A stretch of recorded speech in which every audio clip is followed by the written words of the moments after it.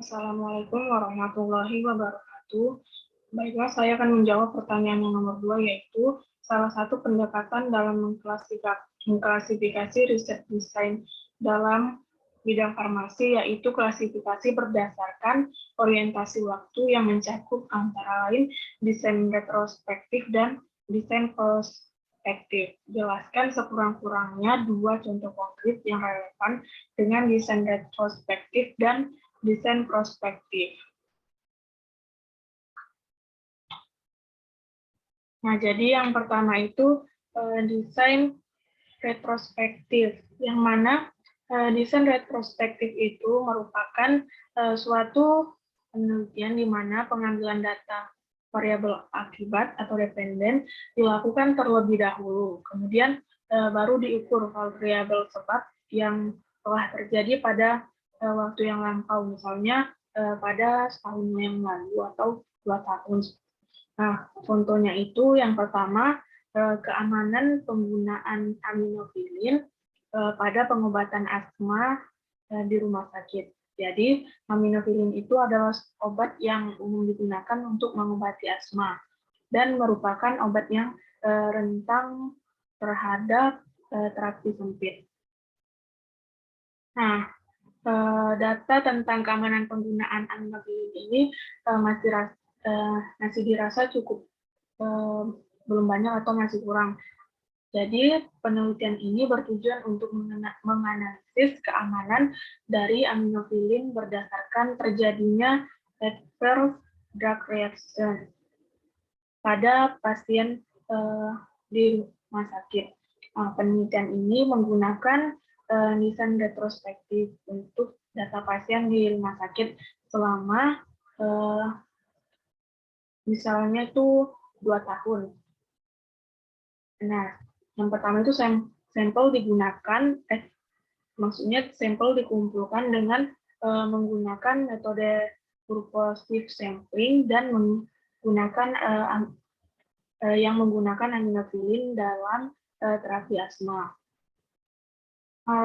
Adverse drug reaction yang terjadi dicatat dan dianalisis berdasarkan literatur, kemudian dievaluasi dengan Naranjo Scale yang merupakan suatu alat untuk mengidentifikasi kemungkinan terjadinya adverse drug reaction terkait obat aminofilin tersebut. Nah, pasien yang terlibat dalam penelitian ini adalah orang yang menggunakan aminofilin untuk pengobatan ekserbasi asma. Nah, contoh yang keduanya itu adalah medication error pada tahap prescribing dan dispensing di apotek. Jadi medication error itu adalah setiap kejadian yang dapat dihindari yang dapat menyebabkan atau berakibat pada pelayanan yang tidak tepat atau dapat membahayakan pasien. Nah, tujuan dari penelitian ini adalah untuk mengetahui medication error yang terjadi pada tahap prescribing dan dispensing di suatu apotek. Dan juga mengetahui presentasi medication error pada proses pelayanan resep di apotek tersebut. Metode sampling yang digunakan itu sama seperti yang contoh pertama, itu purposive sampling, sesuai dengan inklusi dan eksklusi.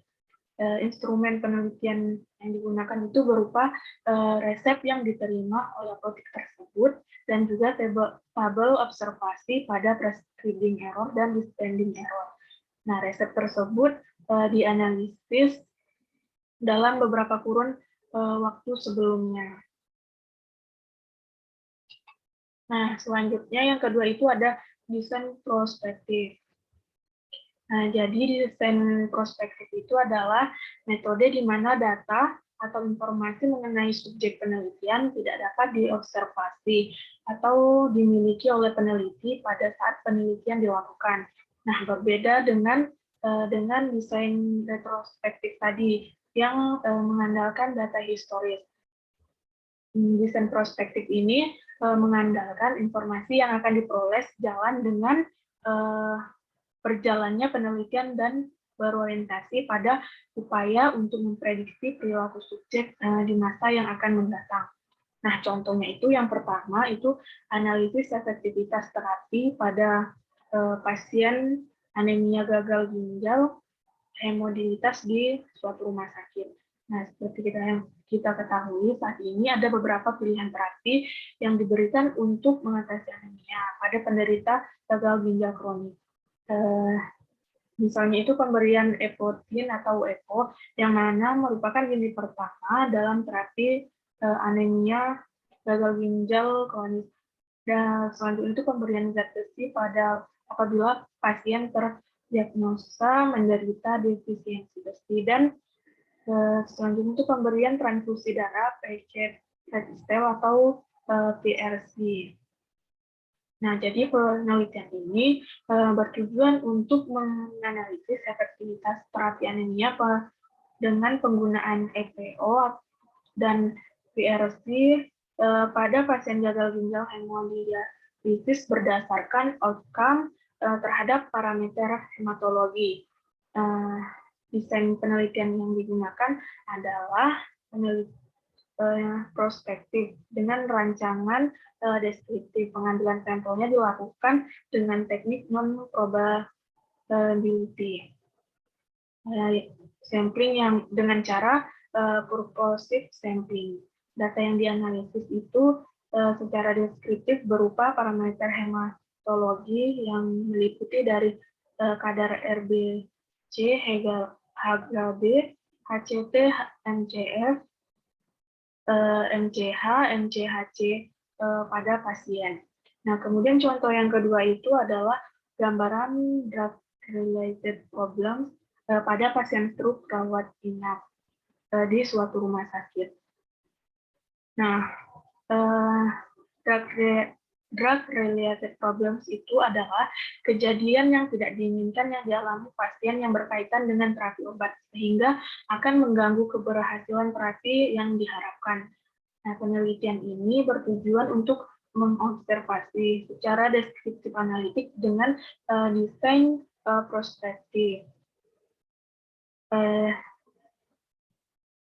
Pasien yang memenuhi kriteria inklusi diambil datanya dari catatan rekam medis pasien dan juga wawancara dengan pasien atau keluarga pasien. Kriteria inklusif atau yang masuk inklusi pada penelitian ini adalah pasien yang didiagnosa stroke non-hemoragik maupun stroke hemoragik, baik dengan penyakit penyerta maupun tanpa penyakit penyerta, dan dirawat dalam bangsal rawat inap. Nah, kemudian dari data pasien dilakukan pengkajian berupa kajian drug problem terkait ketepatan dosis, indikasi tanpa dosis, obat tanpa indikasi, dan ketidaktepatan pasien. Nah, data yang diperoleh tadi itu dianalisis secara deskriptif dan dilanjutkan dengan uji analisis untuk mengetahui ada tidaknya hubungan dari masing-masing faktor risiko tersebut. Nah, baiklah, saya rasa cukup sekian penjelasan dari saya.